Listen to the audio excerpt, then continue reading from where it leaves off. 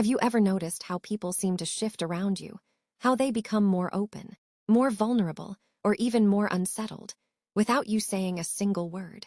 Strangers feel drawn to your presence, often pouring out their hearts without understanding why. Friends seek your company not just for advice, but for the peace they feel in your energy. Even in silence, you carry something powerful and invisible, sacred weight that changes the atmosphere. That isn't coincidence. That is the mark of a spiritually awakened soul. You didn't ask for this role, and yet, it's yours. You are not here to force change, you are the change. Your presence is the healing. Your silence is the sanctuary. And your energy is the message. While others seek to be seen, you've been called to see. While others demand to be heard, you were chosen to listen. There is something about you that can't be explained through words, only felt through vibration. One of the rarest and most powerful signs of spiritual awakening isn't loud or dramatic. It's not about channeling visions, performing miracles, or speaking in metaphysical language. It's about how calm you remain in the face of chaos. It's how you respond, or more often, don't respond, when provoked, challenged, or misunderstood. It's your ability to hold your peace, not because you're passive, but because you are rooted in something deeper than ego.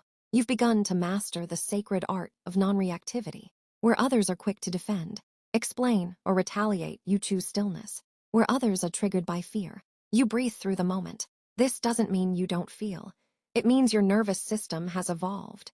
You've trained your spirit to pause, to discern, to recognize that not every battle is yours to fight. You've let go of the need to control outcomes, and in doing so, you've become truly powerful. This calm, grounded presence you've cultivated, it doesn't just change you, it affects everyone around you. Some feel safe in your energy, like they can finally exhale.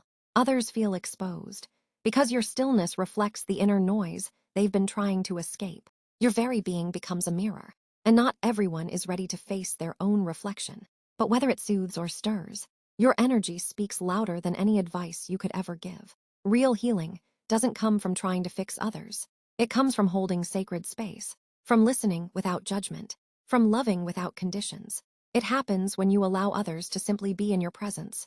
Messy, broken, confused, and still feel whole.